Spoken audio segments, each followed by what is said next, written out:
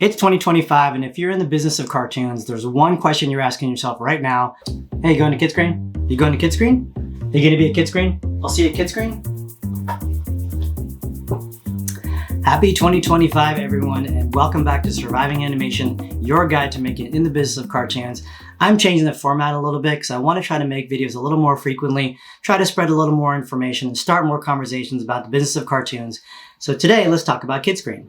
Kidscreen really promotes itself as the go-to location for the kids entertainment business. So that covers a lot of areas. That covers film, TV, consumer products, video games, and just hardcore research about what kids are doing, where they're at, what they kind of want to see, and where really the trends of the industry of the business of kids entertainment is going. About 1,800 people attend the event, and it's taking place in San Diego this year. It's going to be the second year in San Diego. For a long time, it was in Miami. Long before that, it was in New York. So it's kind of settling into its new venue. I think it's going to be there for quite a while. I think there are a lot of people that should attend Kidscreen and a lot of people that maybe this is not the best year to attend. So let's break that down a little bit. Okay, I'm going to start this conversation on the producer side. So let's talk about the kinds of producers that should and should not go to Kidscreen. Starting from the beginning, the absolute brand new producer, the person who has never been in the industry before, who's kind of interested in the business of kids entertainment or animation or film and really wants to try Kidscreen, I think there's a lot of good reasons and actually some not so good reasons. Now, the great thing about being a brand new person in the industry of entertainment, Kidscreen is just a really focused environment to learn everything you can about where kids entertainment is going, see a lot of the players who actually have been in it for a long time, maybe have a few chats with people to find out some anecdotes about how they've succeeded, the mistakes they've made. It's an incredible learning opportunity. There's a ton of seminars. I really look forward to seeing what my peers are talking about in terms of the hardcore research of where kids, minds are these days, where culture is going, what kind of screens they're watching, to the next tier, which is, what are the major players doing? What are the major companies heading? What were their successes from last year? What are their things they're looking forward to next year? What kind of mistakes they think they've made, where they're growing and shrinking.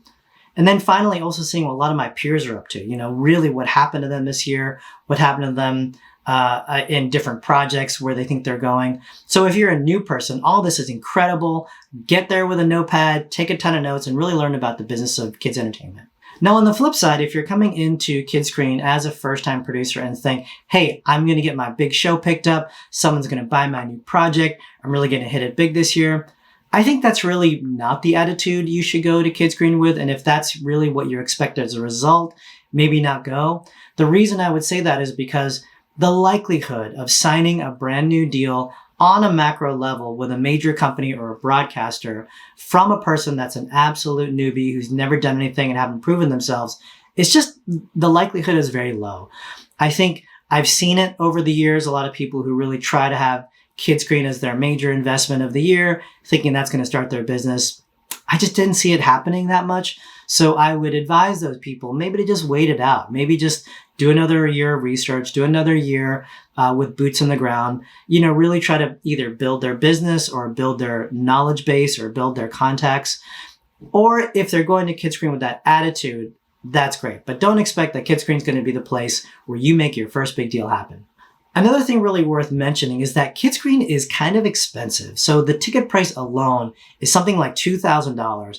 And then the hotel, the Marriott, is not cheap. Even with the rates they're offering, you're still looking at another $3,000, maybe $4,000 if you're staying, 3 nights or 4 nights. So in total, you're talking about $5,000, $6,000 before you even calculate the flight cost to get there, your meals that you eat, although breakfast and lunch is provided, and just entertainment if you're going to go out with some clients at night. So it's a really expensive event. So you should really take seriously whether or not you're going to put your hard-earned money into this single event. All right, let's talk about the next tier of, producer or business side person who wants to go to Kidscreen. And that's going to be kind of your mid-tier people. So anywhere from a coordinator up to maybe a vice president level, someone who's been in the industry for 3 years or 5 years or 7 years. I think this is an incredible event for you. The reason I would say this is because at this time in your career, what's going to make you last or in the long term is really your network connections. It's how do you relate with people? Who are the people that know you and know what you do? How can you really increase your bandwidth in terms of other clients to take on or other partners to possibly collaborate with. Kidscreen is really ideal in that. And also, as you progress in your career, getting this event, which really kind of updates your software on what's happening in the kids business, what's happening in media, I find it one of the most essential places to go. So if you're in the mid-tier, definitely go to Kidscreen. Okay, let's say you're at the senior level. Let's say you're SVP and above. I count myself in this category. Or maybe let's say you're a president of a company. You're really in charge of a big operation. Kidscreen really needs you. So please go to Kidscreen.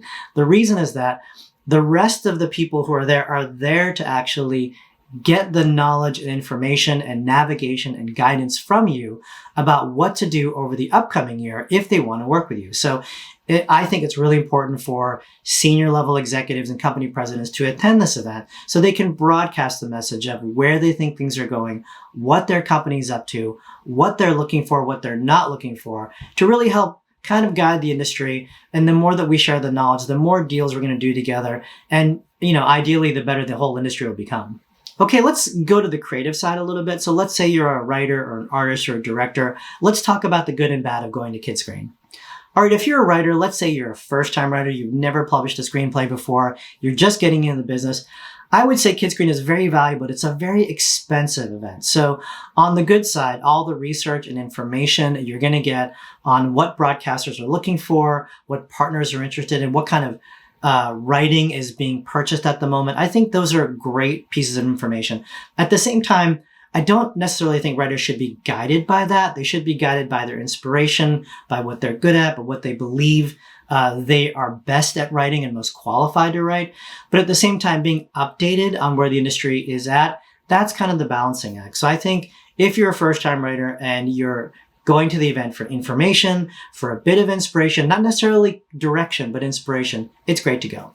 Now, let's say you're in the mid-tier writer. Let's say you've got a couple of screenplays out there. You've got some work out there already. Maybe you have representation. I actually don't think Kidscreen is that great for you. The reason being is that the true commissioning that you're going to get at that tier is really going to come through your agency. It's going to come through your direct contacts. So although it might be nice to handshake with some of those producers and handshake with some of those brands, and maybe there's some upside, personally, I think that tier doesn't really benefit that much from the amazing amount of money, the incredibly high amount of money it takes for a writer to just get down there. Now, I will say, this might be a little controversial, if you're close to San Diego and maybe you live in LA and you can just kind of get down there, spend half a day, maybe do some lunches, maybe do some dinners, don't even attend the floor, you might find this is a great chance for you to maybe connect with a producer from Toronto or connect with a brand from Vancouver or from London, or from Asia, someone who you may not be able to normally meet up in LA. Maybe that's a good reason, but I don't think you need to be in the full event for the full days and pay that hefty $2,000 fee if you're that mid-tier writer. Okay, so let's go over to the director side. So if you're a director in animation in particular, I actually don't think it's a great event for you either. I think the true commissioning of those directorial services is going to happen, but it's not really going to happen at that event. This is really more of a stock market trading and, business information back and forth. So I've seen a few directors come to the event. They always have a good time seeing the people that they work with or they want to work with. I don't think it necessarily turns over into deals. It is a more businessy business event. So I would say if you're a director, it's maybe not the best place for you. Okay, so let me just wrap this up by saying that I personally am going to Kidscreen. I think it's a great year to go and really just huddle with all of my friends and colleagues in the business of animation and in entertainment in general.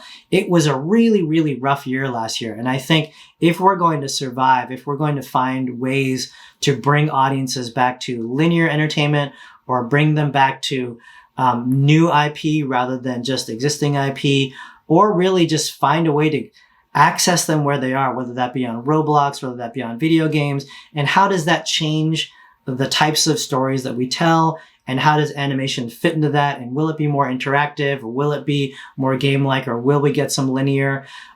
Can we make movies? Can we still make TV shows? Can consumer products work on streaming platforms? These are all big questions I have, and I also want to know, where is Gen Alpha going? Where is Gen Beta going? Are they going to be locked on their phones for the near term? Are they ever going to watch a TV show again? How do we get them into movies? Like all these things I want to know. I don't have the answers. I'm hoping that with that kind of event at Kidscreen, that we'll be able to really collaborate, find what those solutions are, and really just find a better way to get back to making some good stories. Okay, hope you enjoyed this episode of Surviving Animation. Again, I'm changing the format a little bit. It's a little bit rough around the edges. I'm shooting in my little home office, and I will see you in the next one. Thank you.